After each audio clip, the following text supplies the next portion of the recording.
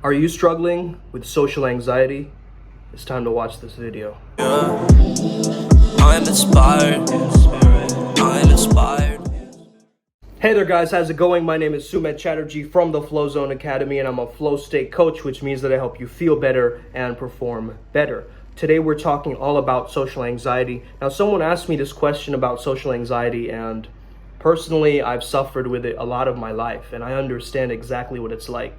I remember the days where before getting into a shopping mall, I would just lock myself in the car and just not do anything. Or there were days where I went so much into my internal world that I didn't know what to say. So you might be feeling that. It's mainly this feeling of overthinking.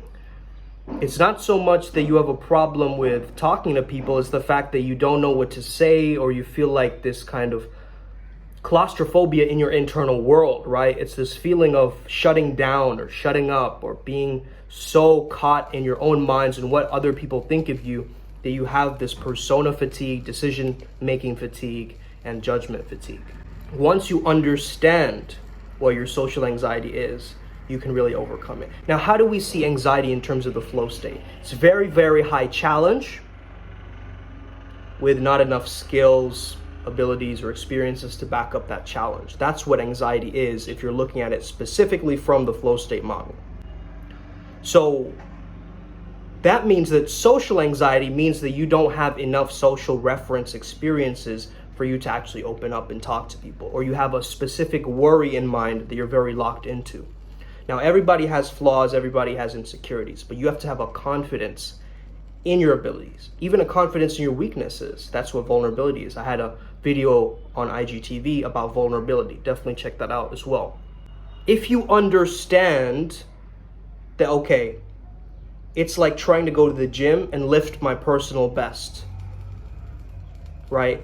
Even if I've never stepped foot into the gym before. So that's what you're essentially trying to do when you are feeling the social anxiety. Maybe you have a difficulty talking to groups of people, or maybe you have a difficulty talking to older people, or maybe you have a difficulty talking to people your age, or maybe you have a difficulty talking to very intimidating, beautiful people or successful people, right? One thing that I love to do, and the analogy I like to give, definitely also check out the podcast I have with Joe Nicasio. He was my previous business mentor, and together we have a podcast. I can link that in the description as well. It's all about cash flow, right? How to make more money, how to expand your business, things like this. So if you are interested in that kind of content, definitely check out the podcast, because that's giving a new element to this game, and we're coming in with both of our brain hemispheres. I'm more of a right-sided guy, and he's more of a left-sided guy in terms of brain hemisphere, and together we're coming in to really start to create this synergy together. So in that podcast with Joe, I discussed something which was very powerful, and it's called the timeline effect. Okay, so basically what you would do is, if you're talking to someone and you're very intimidated by them, what I want you to imagine is their whole entire life's timeline, for the time they were a baby, just pooping and vomiting everywhere, to the time they were a dorky kid in high school, to the time where they are right now. Maybe they're supposedly successful and you're judging the book by the cover. But then imagine them even growing older than that and seeing them as an old man or an old woman, throughout their lifespan. Like, just imagine their entire lifespan and their timeline, and that makes you start to humanize them instead of iconize them. You don't put people on a pedestal anymore. You start talking to them genuinely and authentically. A lot of people are social hackers. What do I mean by this? They're social hackers from the standpoint as they're trying to get into state. Okay? A lot of people, in the flow state industry, they're like, I'm gonna pump my state up, I'm gonna feel good. It's that Tony Robbins rah-rah, like a bunch of hype, but then no real results. I want you to get to a place where you understand that every state is a good state. Okay? I'm feeling sadness right now in this moment, but that's completely okay. What can I learn from this sadness? How can I look at this in a new, unique perspective? Because if society told you that being sad is cool, being anxious is cool, being depressed is cool, and hey, there are certain trends like that, right? The emo culture, the goth culture, the people who are more, in their emotional worlds and more of an aesthetic, dark artist kind of archetypes, they are out there. So that if that was the norm, hey, would you perceive this emotion differently? Are you looking at it as a negative emotion, this anxiety? Because anxiety, if you think of approach anxiety, right, we're just stamping a symptom on top of something that isn't even anxiety, right? Talking to someone new or talking to a stranger, you're going to feel a certain sense of anxiety and tension in your body. Okay, it's just completely normal and it's completely evolutionary, right? Because if we did this back in the day in tribes, we could approach someone but also get killed if the chief didn't accept of us or whatever, right? If we're talking to, let's say, the chief's daughter or wife or whatever, we could get killed. So that same fear has brought us back hundreds and thousands of years into the now, where we understand that, okay, we have this similar feeling of tension when we go to approach somebody. Now, it's not approach anxiety, it's approach preparedness. It's approach ignition. This is what I talk about in my book, TPM, as well, okay? So the reframing aspect is very important for you to understand that, hey, this anxiety, it's like the engine of the car starting, right? It's the vroom, it's that energy that actually gets you to get the job done. So in your mind right now, you might have an idea that, oh man, I can't talk to groups of people because I live in a very dangerous neighborhood and they might stab me, okay? Now, that might not exactly be the case, but if you're broadcasting a vibe that you're scared of someone, it's like how dogs can sniff out when someone is nervous around them and they start barking. It's like that. So if you're going into an interaction very nervous or unsure of it, you're going to get that energy back. So how do we deal with the tension and the anxiety and the nervousness? Well, I think grounding is very, very important, right? Being able to really settle yourself down to the level of, okay, I've got this under control. I'm feeling the firmness of my feet. I'm feeling my heart beating a lot slower. Breathing deeper. One thing that you can try doing is when you notice yourself holding your breath, to start breathing deeper again. It's a very instantaneous and short mental check, but it can save you a lifetime of difficulties, okay? So I do this whenever I notice myself constricting my breath. I just breathe into it and I let go of that tension. Now, I've overcome my anxiety, but I still feel it, right? Fear doesn't just go away.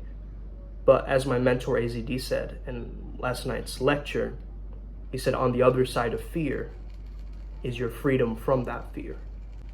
And I think that's very important for you to hear that message. Because a lot of people think that fear, I'm going to stay in fear. But your fear is where your next task is, as Carl Jung says. The fear is actually what will give you the learning lessons. The fear is what will make you courageous and brave and strong. Now, at a certain level, fear can also be a signaling device that there is threat in the environment. There is danger here.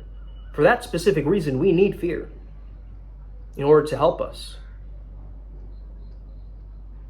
And either to run away or to fight it, or freeze completely. I don't know where the freeze function came in, because that doesn't really help if you're just frozen.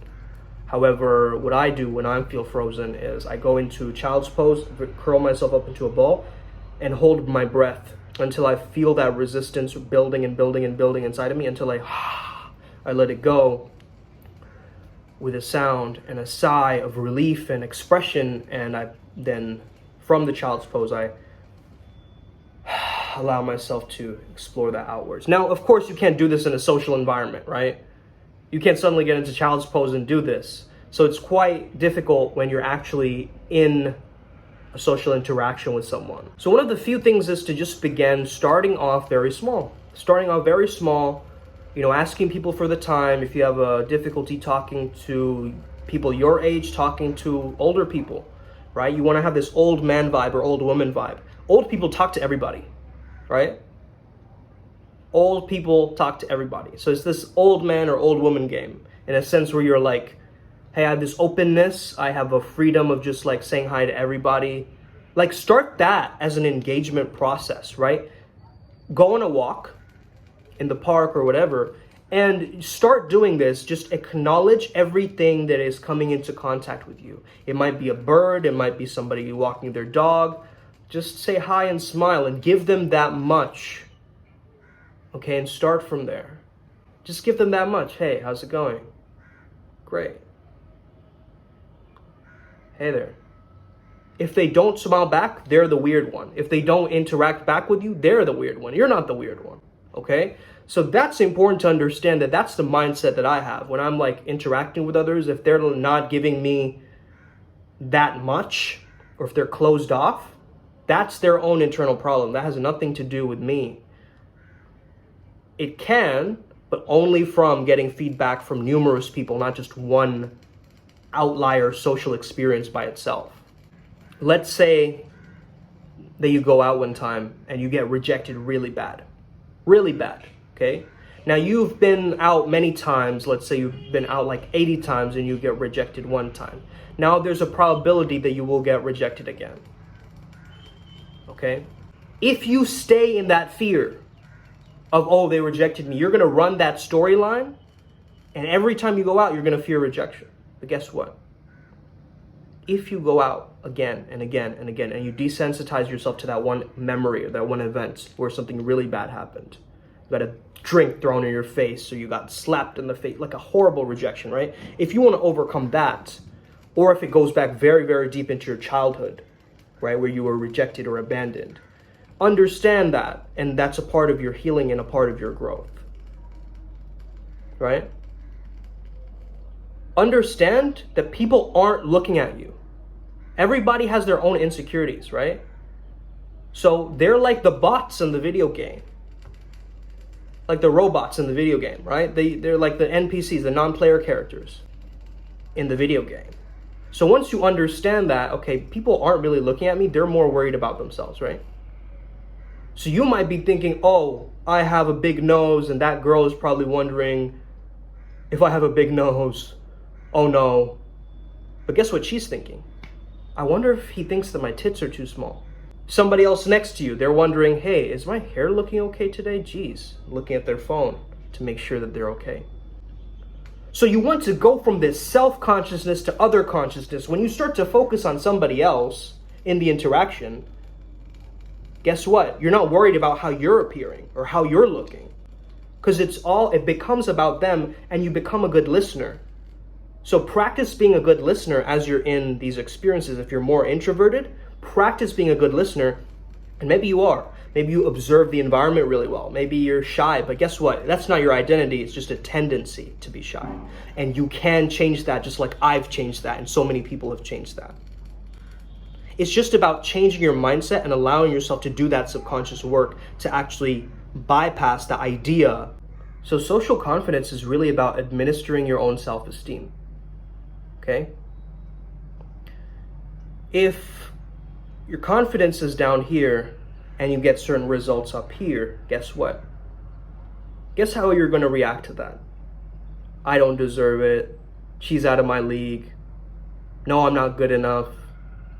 Yeah, this never happens for me. Oh, that's just not me. No, I can't do that. No, that's too scary. You're going to have these feelings. If your level of confidence is down here, social confidence, I'm saying, right, is down here, you're not going to match the results that you get. You might be getting incredible results, right? Someone might say hi to you, but how are you perceiving that? Yeah, they just don't like me. They just left because I'm worthless or something like that. You're running a storyline. You're running a specific storyline of your social anxiety. So once you start to gain reference experiences of being socially confident in different environments, maybe I used to have this thing, right, where I used to be incredible on stage. My stage persona was very eclectic and expansive and like super extroverted. But then once I got off of the stage, I was back to me, very quiet, very in my own world. And actually I had a dream a few days ago where I was being more introverted, and the adults used to point out to me in my past, like my relatives and things, oh, he's such a sweet boy, he's such a quiet boy. And I heard this so much that I got brainwashed, yo. I got brainwashed that I was that guy. But I'm really not that quiet guy, but I thought I was. And the thing is, it's not that I'm quiet, I just don't have anything cool to say in that moment or contribute to the conversation in any way. Okay? So once you change that frame around and you understand that, okay, these adults are calling me this, right? As a child, you start to learn this. It's like a bypass to your subconscious mind. You like these heterosuggestions you're getting from others are like being implanted in your brain like Inception.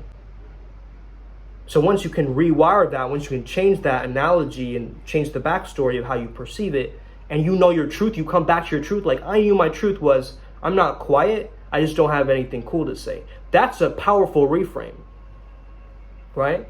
I just don't have anything beneficial to say to add to this conversation. And you might be saying like, oh, that's justification, you're just shy, you don't want to say. It's none of that. You've got to find your tribe. Because listen, a friend from 7 years, are you going to be socially anxious around them? Absolutely not, right?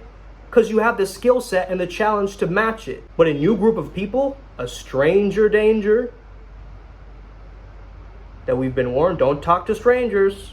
We've heard that so much. Then now when a stranger comes in, you're thinking, oh man, I don't know what to say to them. My hand is shaking.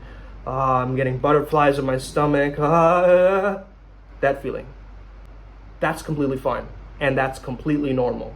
From the conditioning, you might understand that. But if it's to a very extreme level, now maybe you have generalized anxiety. I'm not speaking about very, very intense, anxiety where you have to take medication and things like this. I'm not talking about the disorder. I'm talking about general social anxiety, right? Now, if you understand that I'm having some resistance towards this, I'm having to break out of the rust. Like right now, we're all stuck indoors, right? And it just feels natural not to go out and talk to anybody. And the more you start recreating that, guess what? It's going to be a problem. Now, it's a case-by-case basis, right? I can't tell you what you're struggling with. Maybe you're cool on a camera like this, but in person, you struggle. Or maybe you struggle in person, but on a camera, you're awkward. Again, it has to do with the storylines and the interpretation mechanism that you're giving the situation. Confidence down here, results up here. What if you had confidence up here and your results meet your confidence? Guess what you're going to be like? It was meant to be. Yeah, that was always meant to happen. Well, yeah, naturally. Oh, cool. Yeah, I deserve it. Interesting. It's already mine. That's the mindset shift. That's where I want you to get to. If you need help with this, if you need help and you're really struggling with your social anxiety, you understand that the flow state is where it's at, right? Do you understand that once you're in the social flow of something, you can do anything? You become an alchemist, a mystic in the social sphere. You can merge sets. You can go to a social circle and kill it and crush it, right? So really start to understand this, right? It's very powerful when you have this under your belt, like a utility belt, and you know you have the skill sets, the social skill sets to actually get you to where you want to go. And once you know what inner work to do, once you know the pathway and the roadmap, you feel more certain because you have the path in mind. You have the confidence in mind that I'm working towards something. I'm healing these past traumas. I'm going towards my path. So really start to work towards that. Get over yourself. If you have to speak to somebody, do it. Learn from it. Be awkward. It's completely fine to be awkward. One person signifying that you're awkward doesn't make you awkward. You're going to start doing this after a while. You're going to notice the success. I know it because I've experienced that. You keep doing something, you get better at it. That's it. So even if you have to go on a Zoom call and maybe you have to just not turn your camera off, maybe you start there. But guess what? You start stacking that.